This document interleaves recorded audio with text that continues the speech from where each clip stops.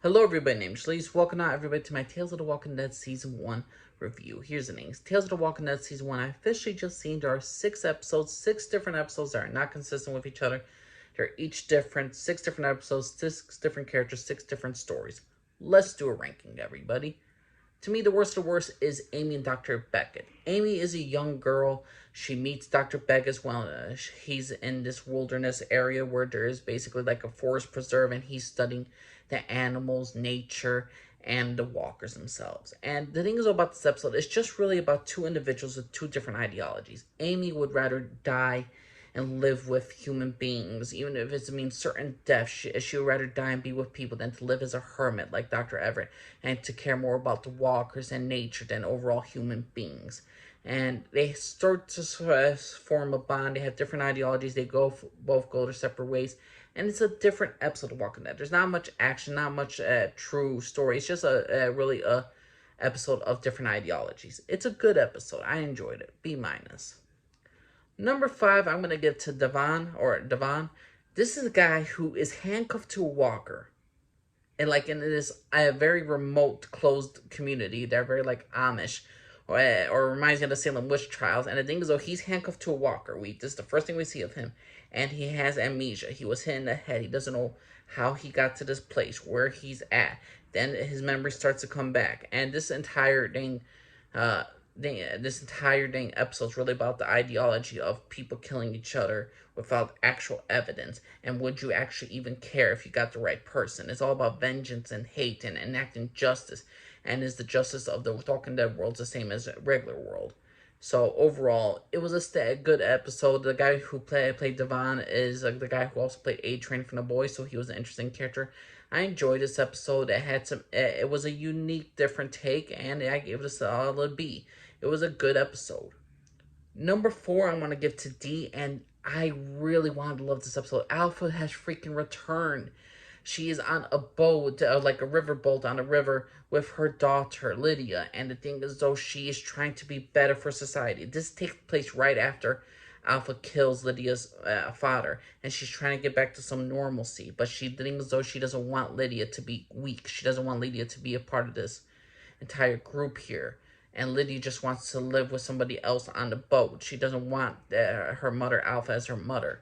And technically, this is the origin story of Alpha. But the problem is, though, I had with this episode, it felt like a plot hole episode. Because if we look at the previous Walking Dead episodes, we all know Alpha killed her husband, and then she shaved her head. And then what, she suddenly grew back her hair? As grew back her hair, then she met Alpha, then she met Beta, and then her hair was already shaved?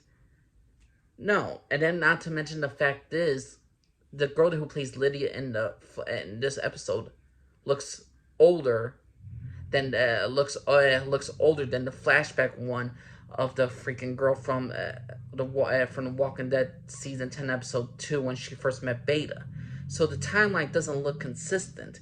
Not to mention, we get this storyline of Alpha on this riverboat with her daughter Lydia, but we find out at the end of the episode, like the last 2-3 minutes, that Alpha didn't create the Whispers.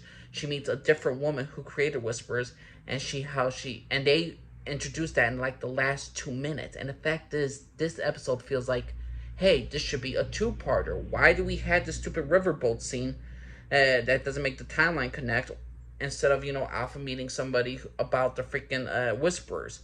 Why didn't we have that story? Will we get in season 2 of Tales of the Walking Dead? Will there be a season 2 of the Tales of the Walking Dead?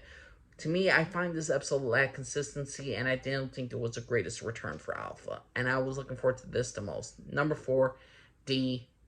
Good episode, B. Number 3, I'm going to get to La Dona. A freaking couple, a Spanish couple, decides to seek shelter from the world of the apocalyptic world, and they go into this woman's house, which has a supernatural horror feel to it. Because the fact of the matter is, this house is so isolated. The woman's seeing things. They're seeing things all over the place. And it's just a horrific supernatural feel of a freaking dang TV episode of The Walking Dead. This is the most supernatural you're going to get for the walkers and for a ghost and all that stuff. And I absolutely enjoyed this episode. I give it a solid B+. The actors did a great job, but not my favorite episode of the bunch.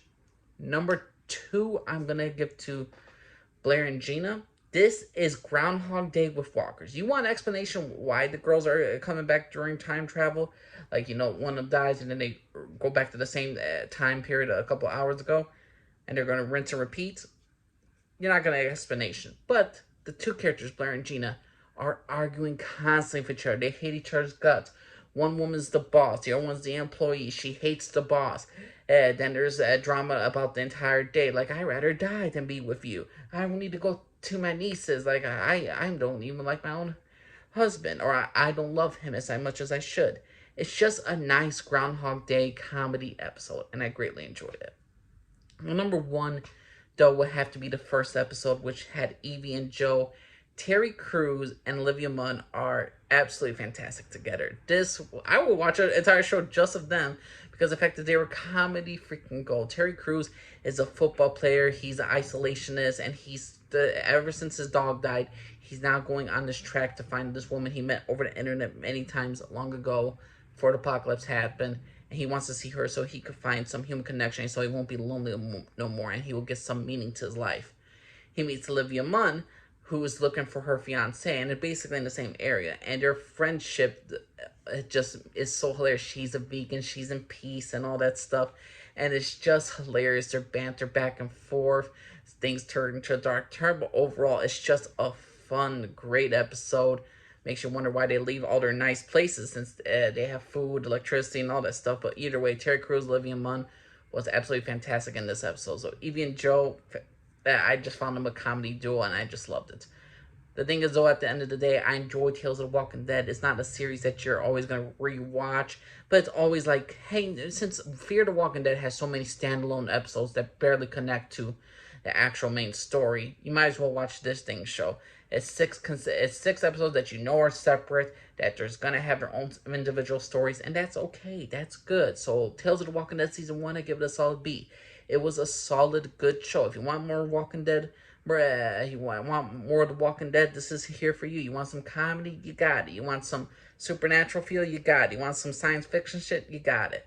But please let me know what y'all think of Tales of the Walking Dead. What's your personal rankings of all 6 episodes? My name's Jaleesa, and for everybody, bye-bye.